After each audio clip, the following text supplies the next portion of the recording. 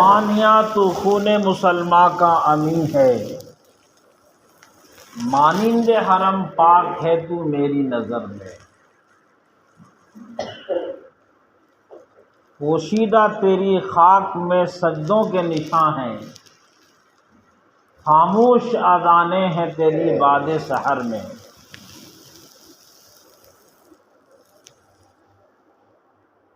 میرے بھائیوں اور بزرگوں، اس وقت جو سب سے حساس مسئلہ ہے، جس پر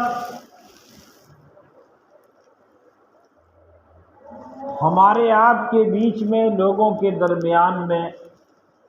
پوری دنیا میں بحثیں ہو رہی ہیں، ڈسکس کیا جا رہا ہے، حالانکہ یہ انسانیت کی بے حسی ہے۔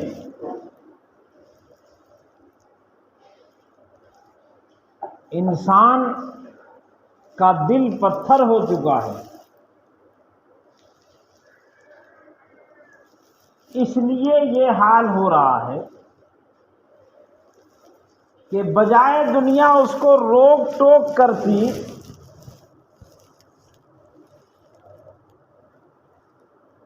لوگ تبصرے کر رہے ہیں۔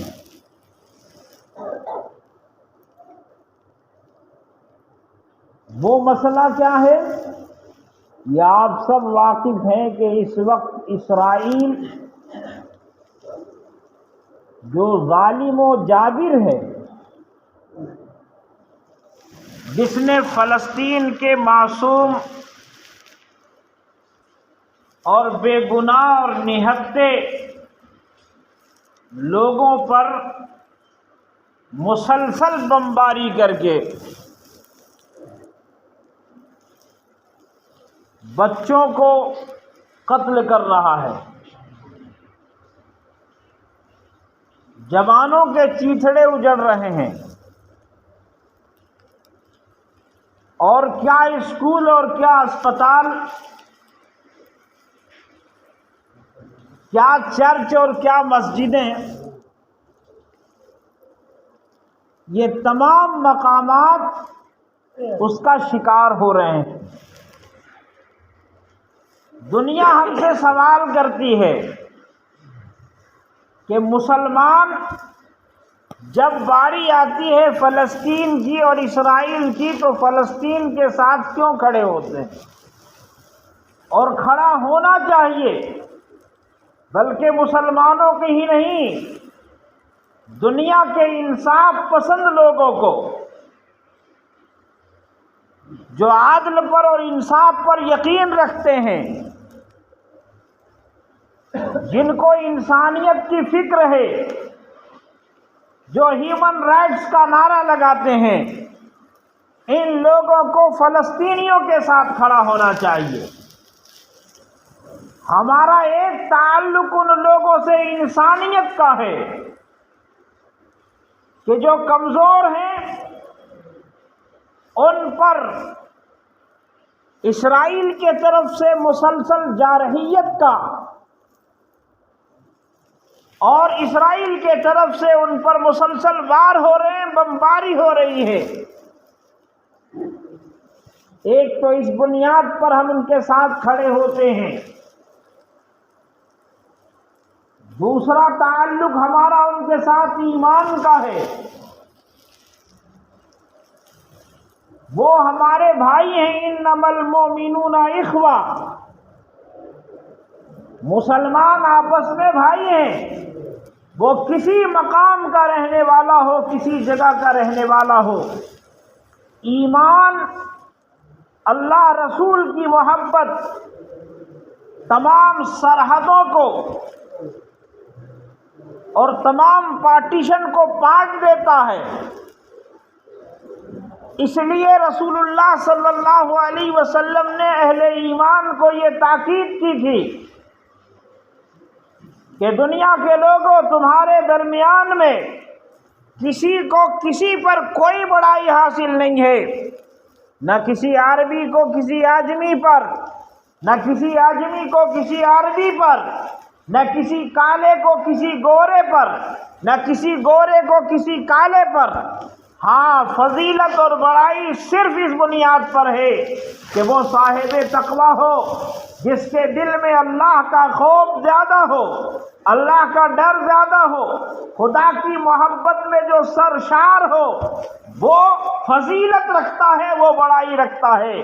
اسی لیے ایمان تمام سرحدوں کو توڑ دیتا ہے۔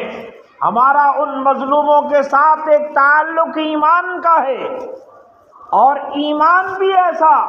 کہ وہ جس سرزمین پر آباد ہیں، وہ سرزمین فلسطین کی زمین، وہ ہمارے لیے قابل احترام ہے، ہمارے لیے وہ عزت کا مقام ہے، ہماری جذبات کا اور ہمارا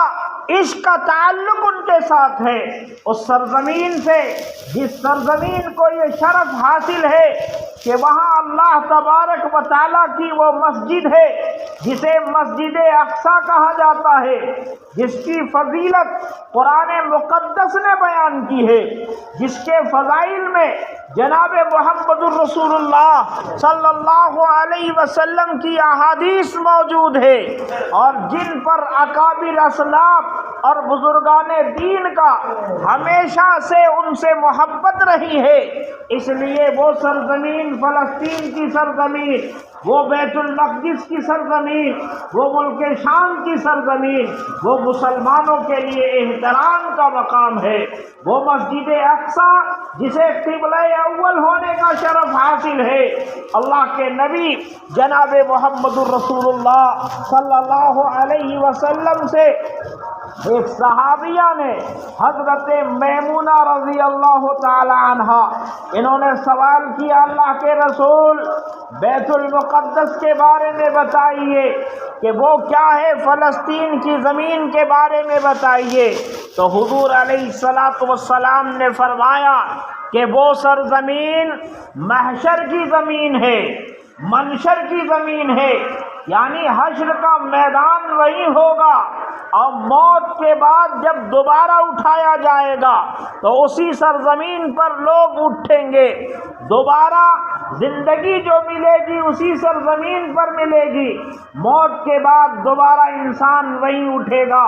اللہ کے نبی صلی اللہ علیہ وسلم نے فرمایا کہ یہاں مسجد اقصیٰ ہے،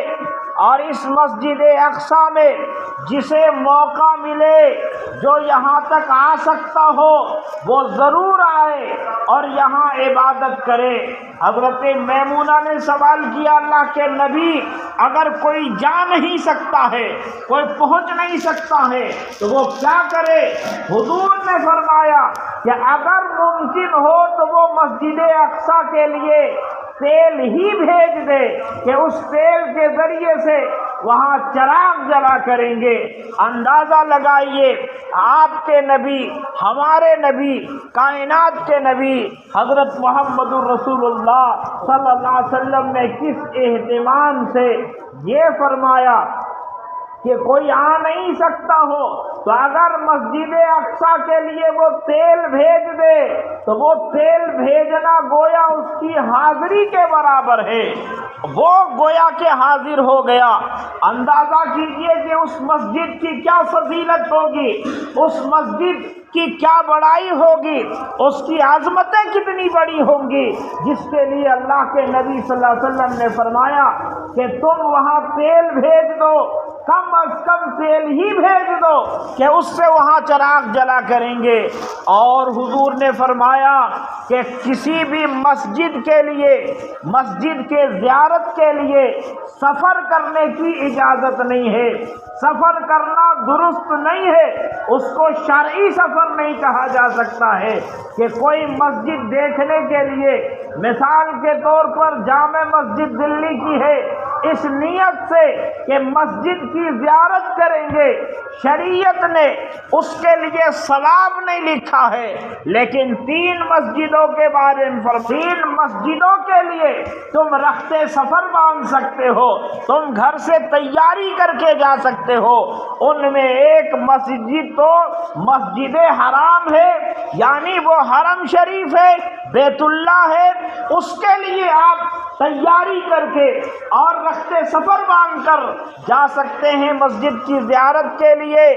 دوسری مسجد ہے مسجد نبوی، جو ہمارے آقا صلی اللہ علیہ وسلم کی مسجد ہے، وہاں کے لیے بھی تیاری کر کے سفر کرنے کی اجازت ہے۔ اور تیسری مسجد ہے وہ مسجد اقصیٰ ہے، جس مسجد کو یہ شرف حاصل ہے کہ اس کے لیے آپ زیارت کرنے کے ارادے سے یہاں سے سفر کی تیاری کر کے، نیت کر کے، ارادے کر کے آپ اس مسجد تک جا سکتے ہیں۔ یہ بڑائی ہے اس مسجد کی، اور اس مسجد کی بڑائی کیا ہے؟ جناب محمد الرسول اللہ صلی اللہ علیہ وسلم کو اللہ تبارک و تعالی نے اپنی مہمانی میں بلایا، معراج کا سفر کرایا۔ تو معراج کی ابتدا بھی یہیں سے ہوتی ہے۔ حرم شریف سے آپ چلے ہیں تو پہلے زمینی سفر ہوا، لیکن جو ہوائی سفر ہوا ہے سے آپ گئے آسمان کی طرف، اور کون سی سواری سے واللہ عالم، لیکن بلندی کا جو سفر ہوا ہے آپ کو آسمان کی طرف لے جایا گیا، جو اسی مسجد سے لے جایا گیا، اور اللہ تبارک و تعالی نے اسی مسجد میں تمام انبیاء علیہم السلام کو حضرت آدم علیہ السلام سے لے کر حضرت عیسیٰ علیہ السلام تک جتنے پیغمبر، تقریباً 1.25 لاکھ جو پیغمبر ہوئے، ان تمام پیغمبروں کو اسی مسجد میں جمع فرمایا، اور اللہ تبارک و تعالی نے اپنے محبوب حضرت محمد الرسول اللہ صلی اللہ علیہ وسلم کو وہاں امامت کا شرف بخشا۔ آپ نے تمام انبیاء کی امامت وہیں کی ہے۔ اس لیے میرے دوستو، میرے بھائیوں، ہمارا تعلق اس مقام سے جذباتی ہے، مذہبی ہے، دینی ہے، انسانی ہے۔ ہم ان لوگوں کے ساتھ، مظلوم کے ساتھ کھڑے ہیں، اور ہم سے جو کچھ ہو سکتا ہے ہم کو کرنا چاہیے، ہر مسلمان کو کرنا چاہیے، ہر اس انسان کو کرنا چاہیے جو اپنے سینے میں دل رکھتا ہو، جس کا دل انسانیت کے لیے دھڑکتا ہو۔ یہ نہتھے بچے، معصوم بچے، جن کے دیکھ کر کے، جن کی تصویریں اور ویڈیوز دیکھ کر کے آنکھیں نم ہو جاتی ہیں، کلیجہ دہل اٹھتا ہے، لیکن انسانیت کا سودا کرنے والے اور دنیا کے ظالم اور جابر لوگوں نے صرف اس لیے آنکھیں بند کر لی ہے کہ وہ لوگ مسلمان ہیں، کلمہ پڑھنے والے ہیں، ایمان والے ہیں، محمد الرسول اللہ کے ماننے والے ہیں، ان کی جبینیں خدا کے حضور جھکتی ہیں، حالانکہ